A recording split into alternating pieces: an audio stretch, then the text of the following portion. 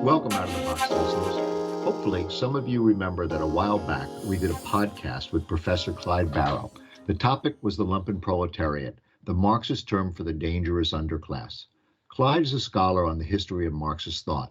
Not surprisingly, many of you, including myself, found the topic of America's underclass as seen through the lens of Marxist analysis to be interesting and enlightening. His calling out of the violent Proud Boys and Oath Keepers was particularly prescient, as they played a key role in the Capitol insurrection of January 6th. That gave me an idea. With Professor Barrow speaking as if he were Karl Marx himself, we're going to explore American politics and society. I cannot tell you how happy I am that Professor Barrow agreed to do this. His insights into Marxist analysis of capitalism can really shed some new and unique light on the America we find ourselves in today. Before we get into all that, however, we thought a few episodes of backstory about Trump would be useful. Why and how did we elect Trump? Why and how was he unelected last November? One subset of Marxist analysis of Trump we will focus on in this episode is anger. Why were and are so many Americans so angry? Why do they want to blow it up? And why have they been boiling with rage? Why are Tucker Carlson and the entire Fox crew angry all the time? As the Washington Post editorial on the future of the GOP post-Trump pointed out, they might even find some standard bearers who build their reputations by inspiring people rather than stoking the most rancid grievances. So we will ask Professor Barrow, aka Karl Marx, what he thinks. Professor? Good morning, and thanks for having me. Well, let's get into it. You're Karl Marx, and before we even get into this analysis, I need to do one more bit of backstory, if you will.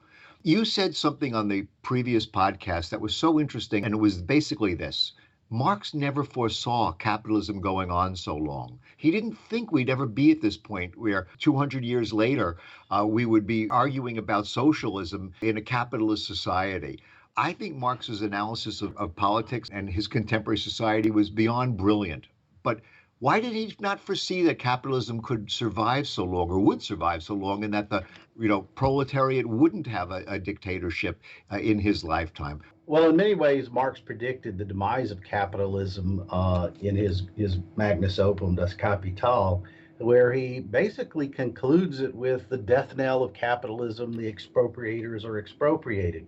Now, he never actually put a timeline on that or gave it a specific date, but certainly he was encouraged by the events of 1848, where there were proletarian revolutions all over Europe, the first genuinely working class revolutions. Those failed. He was then again encouraged by the Paris Commune of 1871, which he declared to be the first true worker state in the history of the world. And so his analysis, both in the Communist Manifesto and then later in Das Kapital, led him to conclude that there was an underlying tendency for the proletariat to become increasingly numerous, that they would become increasingly organized, that they would achieve a higher and higher level of political consciousness, and therefore it was simply a matter of time before socialism would displace capitalism. Of course, that didn't happen by the time of his death in 1883, and that sort of generated an entire industry of Marxisms. It's been said that there's 99 versions of Marxism in France alone, of trying to decipher and decode that and sort of understand the implications. And of course, we saw at the beginning of the 20th century, it splintered between democratic socialism, revolutionary communism, that were anarcho-syndicalists. And so we're still debating that. But Marx's own underlying analysis led him to conclude it was simply a matter of time before socialism displaced capitalism. He never put a date on that, right, but I think he expected to live to see it.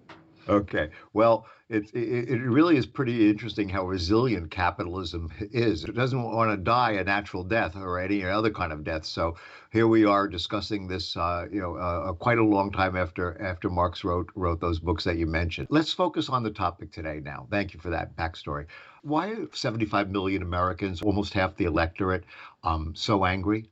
I mean, this anger has come out everywhere, and Trump is angry, Fox is angry, everybody is angry. I mean, they're not just angry; they're furious. They're you could almost say they're hysterical. What did capitalism do to breed so many angry people. Yeah, well, I'm going to try to address that at three different levels: the Okay. economic, the cultural, and the political, and we can go through each of those in sequence. But I also don't want to discount the fact that there is a great deal of responsibility here among political and corporate elites who stoked Yes. this fear, stoked this anger, have built careers on it. I Right. think for the politicians, it's certainly proven for them to be a good electoral strategy in terms of winning and holding office, certainly for Republicans. And for corporate elites, it's been a form of deflection, of distracting people, of dividing them and turning them away from the real source of their anger. And when I say that, that leads me to sort of the economic level of an analysis, that what is it that leads people to be susceptible to this kind of manipulation and diversionary tactics that sort of feeds this anger that politicians have tapped into. And I think that you can find an answer to that in Marx's writings. And today I won't use 19th century German, I'll use plain English. Globalization and automation are the two dominant historical tendencies of capitalist development today.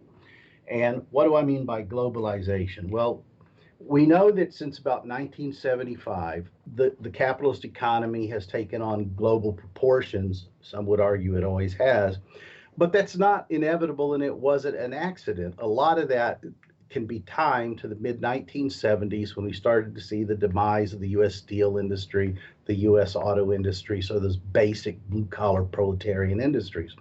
That was because the Tokyo round of the General Agreement on Trade and Tariffs really initiated a full-blown globalization by breaking down tariffs and non-tariff barriers, which made it easier for capital to relocate and start to develop these global supply chains that have come to characterize the transnational corporation.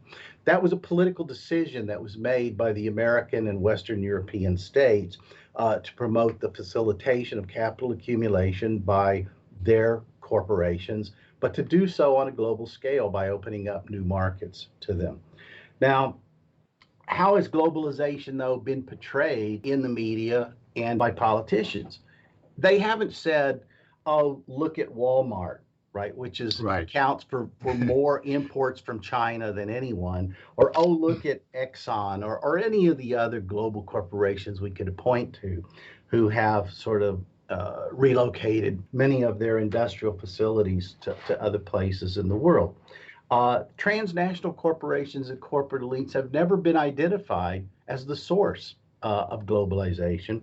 Instead, it's always been reframed in terms of ethnic and national identities. If we go back to the 1980s when Reagan was elected, you probably recall it was framed basically as a economic version of World War II. We were being set upon by Japan and Germany, right? That these efficient, disciplined, hardworking people were just tearing down our basic industries through unfair competition. You then threw in the Asian tigers. It was Taiwan and South Korea with all their cheap electronics. And then it was India and the textile industry. Then it was Mexico. And then, of course, Trump hit upon China. Right. And so the idea here is nobody ever said Walmart. It was always some foreign entity, some foreign power, some other ethnicity that was non-white. You're saying nobody's ever really called a spade and looked at the true beneficiaries of globalization, which is the corporate America, the political class, the wealthy class, the capital holding class. They've deflected that globalized anger and said it's something else, like a foreign plague that they're not responsible for. That's exactly right. That's exactly right. Deflecting the anger, and keep in mind that as a result of this, yes, large swaths of the American industrial heartland have been decimated, right, through plant closures. We know the names of these small and medium-sized cities all over the country, whether it be Pittsfield, Massachusetts, or Flint, Michigan. And of course, keep in mind these were people who thought that they had union protections, lifetime guarantees of good paying jobs with health care benefits and pensions, and all of that just utterly collapsed.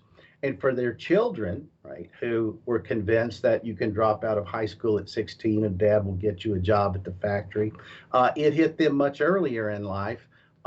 So they're left in a very difficult situation, which of course is what Marx referred to as capitalism's tendency to generate a surplus population, a real sense that our economy just doesn't need you, right? You are functionally useless, as Engels put it, from the standpoint of the corporate elite or from capitalism, and we have no use for you. Well, justifiably, that makes a lot of people angry. The question is, where do you direct that anger and against who? Another big piece of this that doesn't get as much play as globalization, of course, is automation. Yeah. A large percentage of the jobs that have been lost in the manufacturing and mining sector of the United States today aren't the result of jobs being exported to foreign countries. It's the result of automation and various kinds of increasingly artificial intelligence, which simply makes the demand for labor lower and lower. And of course, how do you get mad at a machine? Right. So this is nothing different than what Marx saw in the textile mills in Liverpool in the 19th century. In other words, just the constant exploitation of the workers, driving down of wages, every trick in the book to minimize their stability, increase profits for the business class. Nothing new here, is that correct? I mean, that's correct. In fact, what we call automation, Marx referred to as the rising organic composition of capital, by which he meant that larger and larger proportions of the industrial process would take place in the form of machinery and capital investments rather than through human labor. And in fact, in his unpublished notes, that were published as the Grundrisse, his notebooks on capital, he even foresees a future in which it's possible that the machinery itself completely displaces human labor. And that's kind of the dystopian implication of Marx that rarely gets teased out by scholars, which is, well, if you reach that point and the capitalists still own all the machinery, where are you? And my answer is, you're in the Hunger Games. Well, that's really interesting, because if you think about it, Bill Gates anticipated, and he teased that out by saying, okay, we're going to tax the robots and distribute the tax on the robots' profits to the workers so that we have like a minimum wage and nobody will have to do any work. And that I would argue is the pro-capitalist solution, because it does nothing to fundamentally alter the power relations in capitalist society, because it leaves them in control of machines. Absolutely. Well, they're not giving up control. That's for sure. No, so there is a big debate over whether the universal basic income proposals actually will work to reproduce conditions of dependency, or whether it can be sort of converted into a genuinely socialist policy. But that's another debate for another day. Just to wrap up your first point on the economics. So this anger is not, in your mind, or Karl Marx would say, completely justified. Check, box. The capitalist class has done everything to undermine the stability of the American worker, to get a decent job, have a security, get a pension, make a living, support a family, and of course they're angry. Is that it? That's exactly right. Okay. That's it in a nutshell. Okay. Now, there's another dimension to this, though, and that's how does that get directed into these culture wars? And I would suggest that, once again, this goes back as deep as the 1980s with the election of Ronald Reagan. Let me first start, let's remember a very famous quote from Marx. Religion is the sigh of the oppressed creature, the heart of a heartless world, and the soul of soulless conditions. It is the opium of the people. Well, let's not forget that it was Ronald Reagan who grafted this white evangelical movement onto the old country club Republican Party. And he did that, with issues like, abortion, white identity, crime, and law and order, and all these kinds of issues, but referred to the Soviet Union as the evil empire, constantly invoked religious rhetoric. Now, when Reagan was the president, of course, the evangelicals were always complaining that he paid them lip service, but he never really made any significant concessions to them in terms of their issues. And that's where you get Pat Buchanan, Right. rises up in the party and makes culture war a central tenet of the Republican Party. Well, that movement has slowly built and built and built, and it's an effect that the Republican Party opened a Pandora's box that it was eventually not able to control. Because obviously the country club can't win elections solely on their numbers. They need mass numbers of people, and it was white identity politics, the so-called Southern strategy, and evangelical religion culture wars that was their solution to generating a mass base for elections that would support the Republican Party. Well, that finally moved into the center and the core of the Republican Party. And I suggest to anybody, if you want to see what I call Christo-fascism looks like, read the platform of the Texas Republican Party, which really reads like a document by the Taliban. It literally proclaims that religion trumps the U.S. Constitution, Yeah. and that government should be read through the lens of the Bible, in which they effectively want to create a theocratic system. And by the way, as a dominionist, Ted Cruz thoroughly embraces that notion of dominionist ideology. So they've built this mass base. And by the way, sociologists have long known that it tends to be the most disprivileged people, it tends to be the poorest people, it tends to be those who are living in conditions of uncertainty and fear about the future who are most susceptible and prone to gravitate toward these kinds of messianic, apocalyptic religious visions. So then that leads to, you have Republican politicians, Trump really capitalized on it, but we know there are so many of them out there, with this Ron Johnson, Marco Rubio, Josh Hawley. I mean, the list goes on and on. Their anger is a component because what the God's will isn't being done on earth. Well, that's it. But let me add another component to this, which is it has been a very conscious effort to define America as a white Anglo-Saxon Protestant country. Yeah. Which you could argue in 1950 it was, right? It was. That was the America that was promised to them in perpetuity. That's the America they now see being taken away, because even white unionized workers benefited from the white privilege of racial hierarchies within the workforce, right? Yep. It was the black, brown, and yellow workers who weren't members of the union, who worked the low-skilled, non-benefited jobs. Now they find all that privilege dissipated. It's gone. The promise that was made to them has evaporated. Somebody has to be blamed for it. Unfortunately, they're blaming the people who are least responsible and have the least power within the system. But if you can keep that anger stoked, you can keep it in a frenzy and keep it focused on it's the Chinese, it's the Mexicans, it's the African Americans, the Black Lives Matter, it's the whatever, then clearly that works to the benefit of a ruling class. And the problem, from the left has been the absence of a public counter narrative to challenge that. And hopefully a podcast like this begins that process. Right.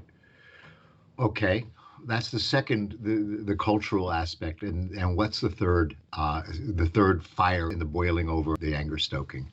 Well, it has to do with with electoral politics in particular, which is if you built your political base, as the Republicans have done, around this kind of white anger. And this base of support that is an increasingly shrinking share of the U.S. population, by the way. Yep. Your electoral fortunes are destined for the scrap heap of history, as Marx said. Yeah. And so what's left then? The only things left to them are, you can hold out to the degree that you can engage in voter suppression. And we know that every legislature in the country right now is engaged in hundreds of efforts to make it more difficult for people to vote, particularly African American and Hispanic voters. So they'll try to hold on to the electoral system through voter suppression and all sorts of machinations, continuing to mobilize this anger. And the other, of course, at the end of the day, is that you just come out and admit that you don't believe in democracy, that you support insurrections and rule by force and violence, and that's called fascism. And I think a very significant wing of the Republican Party has gone down that road of what I call Christo-fascism. And unfortunately, they have, their armed shock troops out there, the Oath Keepers, the Proud Boys, the Three Percenters, who are perfectly prepared to go to war for them. Now, why would Marx think that capitalism would become so fractious? I just imagine capitalism is trying to provide some sort of a soft landing for almost everybody so that they can just, go about their day spending money, generating profits that flows into the top 1%, and everybody's happy. Most people get what they want enough so that they're satisfied. Why is it getting out of control like this? Why can't they make it more user-friendly, if you will, for everybody? It seems like they're going in the opposite direction, which is not a capitalist trait. Well, actually, that's an interesting point. And what I would suggest is that actually capitalism is reverting to its norm. The capitalism that you described is a very brief moment of history from 1945 to 1975, the one that you and I grew up in, the Keynesian welfare state. But the long history of capitalism outside that brief generational window doesn't look like that at all. That's true. It has always been violent, contentious, and fractious. And if anything, it's the dismantling of the welfare state by neoliberal parties around the world that is sort of letting capitalism kind of revert to its natural tendency, which unfortunately is what we're seeing unfolding in front of us. That is such a really good point, and it is so true. Isn't that why Henry Ford was hailed as such an American hero when he tried to increase the wage to $5 an hour and gave his workers benefits and tried to make the workday shorter so that people could buy his cars? That was like revolutionary when he did that, I guess 1920s or something like that. Yeah. I'm not sure. Absolutely. Yeah, but you're quite right. I mean, when you think of like the labor history, I read a book on Carnegie. I mean, this violence, the strikes, the beatings, the killings, the attempt for labor to get a fair shake of the American society has always been incredibly violent. And yes, as a baby boomer born in 1951, you're right. I really did see the benign American capitalist sort of like there's enough in it for all and everybody can, rise up. I see. So this is really reverting to form, reverting to the mean, as the economists say. A reversion to the mean of capitalism is what you're saying. Yeah, exactly. And let's not forget that even in the golden age of the Keynesian welfare state, there was what Michael Harrington called the other America. There were still lots of people at the bottom of the social structure that weren't doing well, that were just ignored.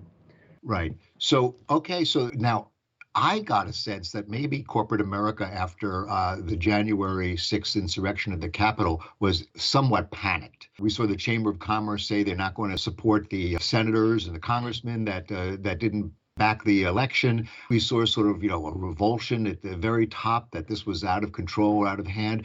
Is this sort of like the capitalists like let the gates of hell open up, as Hamas always like to say, is more been bit off than they can chew? Is something up here now? Did we get too far? Is this no longer fun?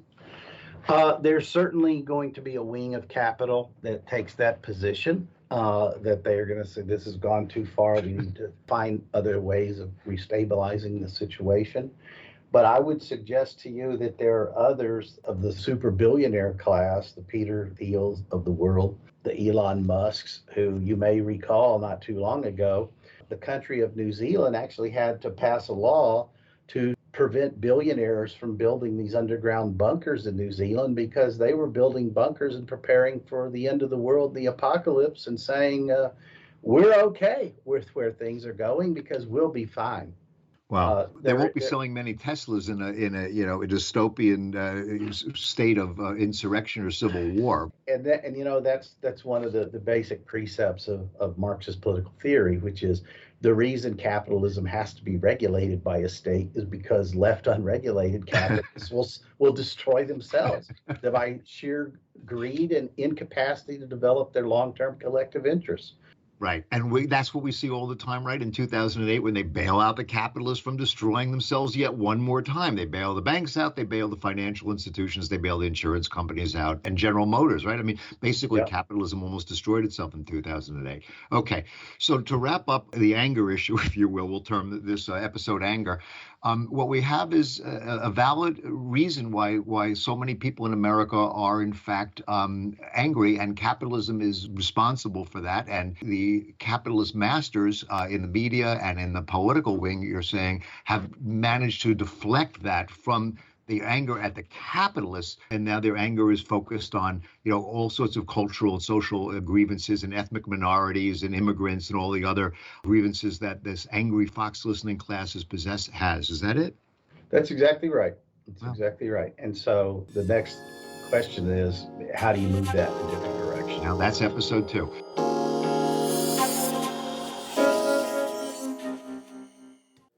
This has been a copyrighted production of Grapevine Incorporated. All rights reserved.